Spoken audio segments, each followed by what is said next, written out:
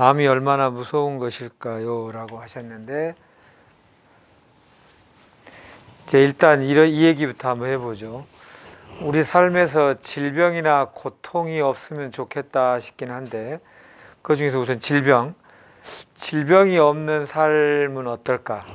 고통이 없는 삶은 어떨까에 대하여 조금 은유적인 표현을 하자면, 늘 맑은 날이기를 바라는 거잖아요. 그런데 계속 맑은 날이면 그곳은 사막이 된다고 되어 있습니다. 생명이 한 톨도 존재할 수 없는 곳이 됩니다. 그렇게 안 되려면 비가 와야 되잖아요. 비가 오려면 바로 전에 흐린 날이 있어야 합니다. 그러니까 생명에 필요한 주 재료가 여러 가지가 있는데 늘 맑고 화창한 날만 있으면 좋으리라는 잠깐의 생각을 하지만 흐린 날, 비 오는 날, 또 맑은 날, 흐린 날, 비 오는 날, 맑은 날이 적절하게 균형이 맞춰져야 건강한 생명이 깃듭니다. 그래서 우선 질병에 대한 관점을 조금 바꿨으면 좋겠어요. 질병은 우리 삶에 필수적입니다. 없으면 안 된다는 뜻이에요.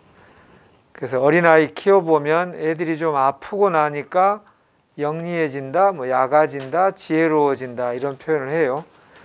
그러니까 어떤 단계를 한 단계 올라갈 때 어디에 좀 더 집중하라, 분산하지 말고 라고 하는 신호라고 보는 거예요.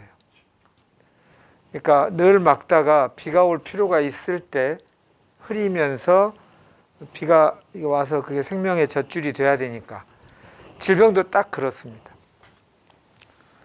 그러니까 내 생명을 더 풍요롭게 하기 위해서 이 신호가 왔구나입니다. 덜컥 내가 천벌을 받았나 내지는 왜 이렇게 재수없게가 아니라 그동안 계속 이렇게 나를 지내면서 뭔가 내 안에 좀 집중해야 될 무엇인가가 있다는 신호로 보시면 되겠습니다.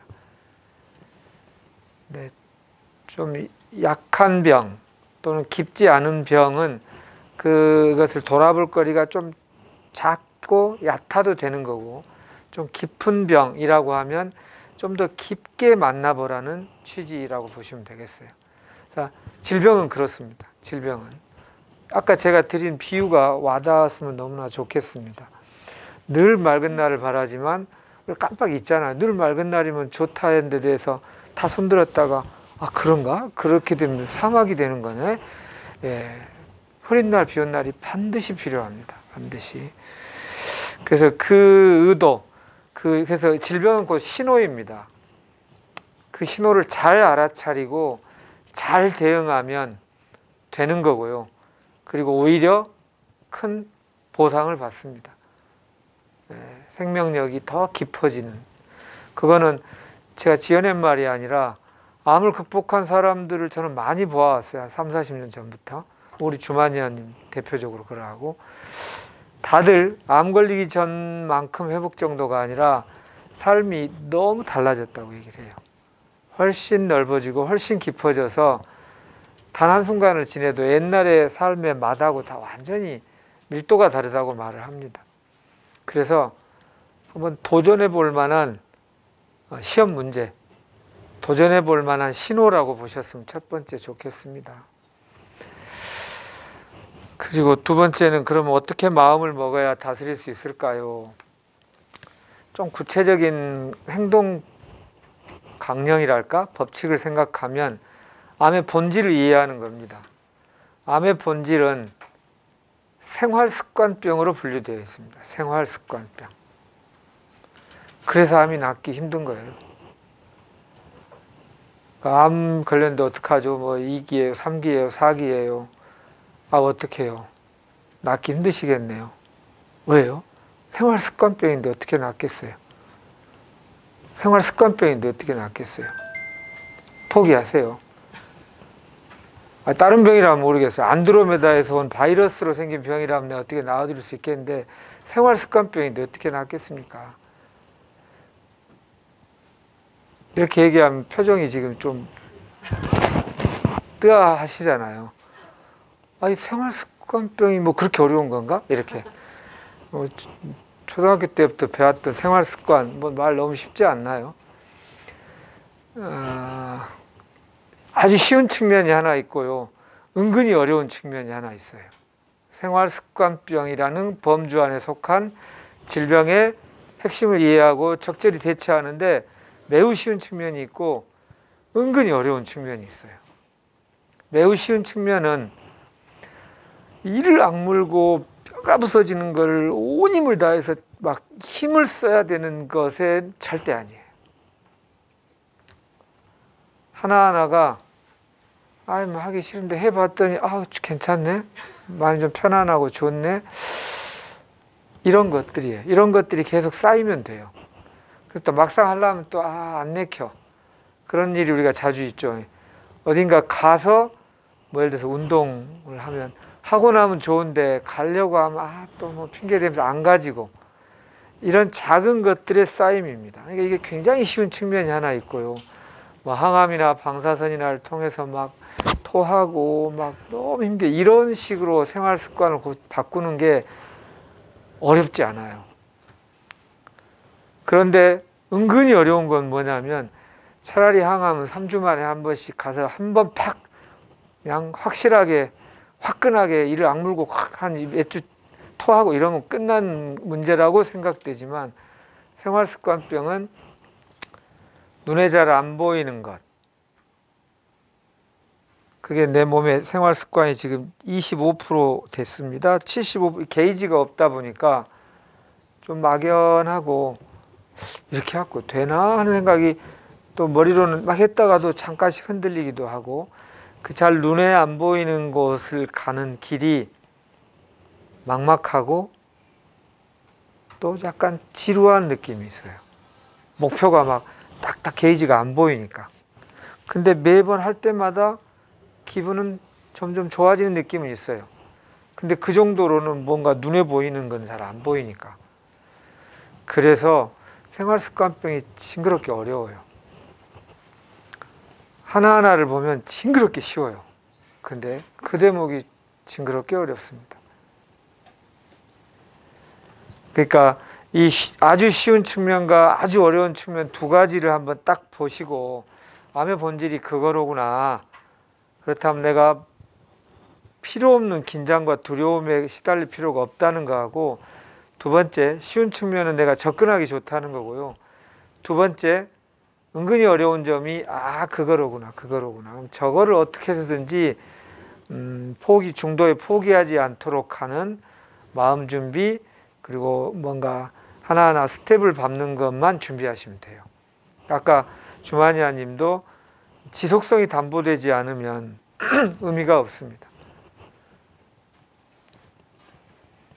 제가 생활습관병이라는 표현을 했으니까 왜 그럴까요? 습관이 하루 이틀 했다고 습관이 되지 않잖아요.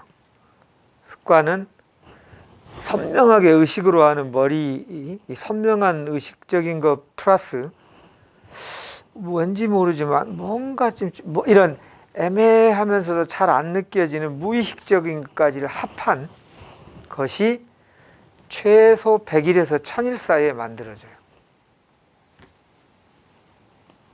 그러니까 선명한 것만도 아니고 왠지 나도 모르게 습관적으로 하고 같은 말이 무의식적으로, 자동적으로, 반사적으로 같은 말이잖아요.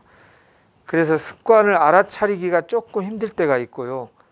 또 바꿔가는 과정에서 선명하게 안 보인다는 점이 있다는 걸 다시 한번 좀 정리해서 말씀드릴 수 있어요. 아마 개념은 아마 전달되시리라고 봅니다.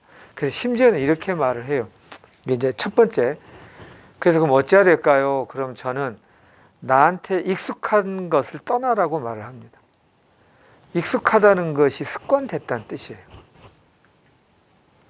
왜 익숙한가요? 아니 집에 있으면 뭐 가족도 있고 밥도 있고, 아니 병원도 밥이 있고 거기도 뭐 동료들도 있는데, 아니 근데 뭐 왠지 그래도 집 이게 왠지 이게 굉장히 중요해요. 선명한 것보다 왠지가 훨씬 힘이 세다는 게 서양 심리학 100년의 역사에서 발견한 하나의 문장이에요. 그걸 굳이 수치화하면 9배 강력하다고 해서 무의식이 의식보다. 그러니까 이러한 목표 이유 때문에 그래요. 그거는 아무리 해도 10%고요. 왠지 이런 거가 90%라는 뜻입니다. 그러니까 익숙한 곳에서 생활 습관이 바뀔 확률이 아주 적어요. 선명한 거는 바꾸겠죠. 그렇지만 뭐 아주 눈에 안 보이는 작은 것들이 막 쌓인 것들에 의해서 그게 총합의 습관이거든요. 그 안에 있으면 선명한 것만 좀 바꿔도 뭐가 변화가 없어요. 뭐 암이 줄지도 않고 몸은 더 불편하고 마음도 불편하고 이렇게 돼요. 그래서 일단 자기가 익숙한 곳을 떠나서 한 1년 정도 있어 봐야 비로소 내가 늘 익숙한 공간의 느낌이 차이가 느껴져요. 이런 것들이 의식 무의식적으로 합해져서 내 환경이 됐고 그 환경이 생활 습관으로 만들어져서 암은 외계 생명체가 들어온 게 아니잖아요. 원래 내 세포였던 게 신호 전달 경로가 이상한 쪽으로 바뀐 거죠. 이렇게 해서 이렇게 바뀌게 됐다는 것이 선명하고도 약간 모호하면서도 깜깜한 것까지 다 합해서 직관적으로 탁 와요. 그래서 이제 저도 제 동료나 친척이나 뭐 지방에 있는, 저도 지방 출신이라 연락이 오기도 해요. 뭐 너 TV에서 봤다, 뭐 유튜브에서 봤다, 암에 누가 걸렸다는데 어떻게 해야 되니? 막 이러면은 어디든 좋은데 익숙한 곳을 우선 떠나셔야 됩니다. 거기 계속 있으면서 하는 거 어렵습니다. 이렇게 얘기를 해요. 그리고 내가 왜 암에 걸렸는지에 대하여 이해하고 암의 본질에 대해서 공부하셔야 합니다. 안 그러면 꼭 이런 얘기를 해요. 뭐 제가 서울대병원 누구 박사님 또 아산병원의 누구 박사님한테 이렇게 해가지고 했는데 글쎄 이렇게 해갖고 이런데 이렇게 돼가 그때 이걸 이 사람이 좀 잘못한 것 같아요 라든가 뭐 이렇게 될 것 같이 하더니 이제 깨끗합니다 했는데 몇 개월 후에 이랬어요 하면서 뒤끝이 주로 그분들을 욕하는 경우를 많이 봐요.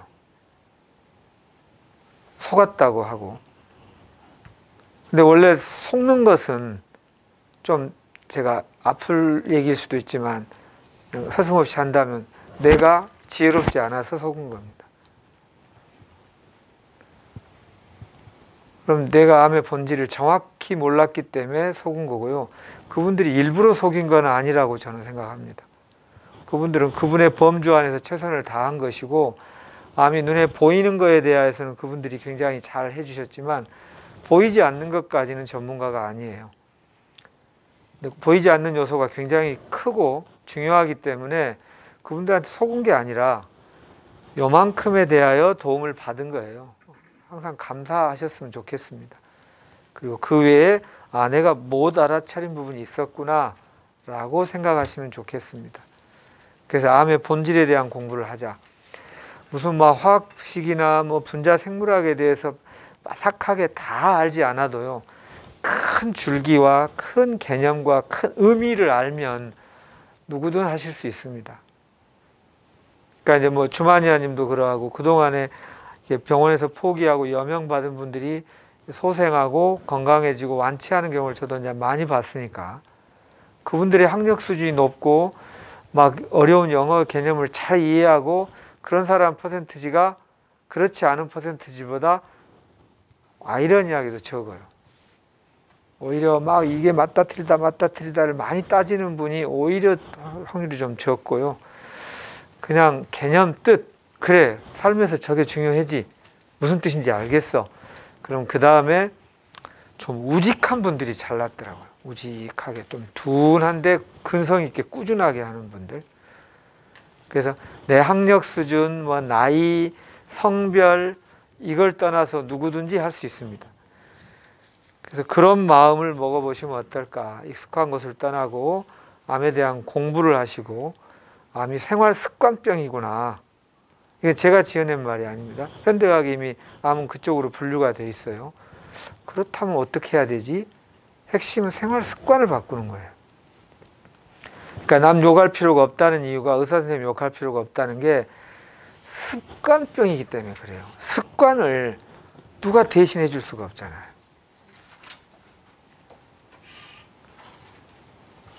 대신해 줄 수가 없고 내 자신이 해야 한다, 또는 내 자신이 충분히 할 수 있다, 이 두 어감이 좀 다른지 모르겠어요. 근데 그 두 어감 모두가 부담스러운 분도 계세요.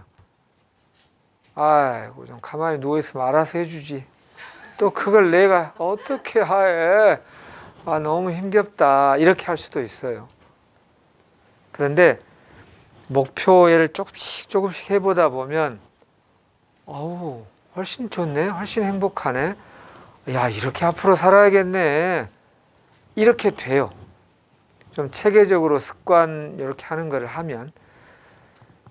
제가 이제 대학병원의 의사 선생님, 뭐 양방의 의사 선생님, 한의사 선생님들 만나서 암은 생활습관병인데 우리가 목표를 그쪽에 두는 걸 해야 되지 않나요? 라고 말을 하면, 아유, 그거 알죠. 근데 생활습관을 어떻게 고쳐요? 한번 말해도 말 쟁그랗게 안 들어요, 이렇게. 근데 말 한마디로 고쳐지는 게 습관이 아니죠. 그거를 좀 체계적으로 하기 위해서 익숙한 것을 떠날 필요가 있고, 좀 치유 공동체 같은 데서 좀 길 안내를 잘 하는 것을 최소한 1년 정도는 꾸준히 하시면, 아까 때려 죽여도 안 한다고 하듯이 바뀐 그 습관이 훨씬 좋구나가 느껴져요. 그래서 앞으로 이렇게 살아야겠네, 이렇게 되기를 저는 바랍니다. 그래서 이 얘기 중에 그냥 저는 통칭해서 이렇게 설명을 드려보고자 합니다.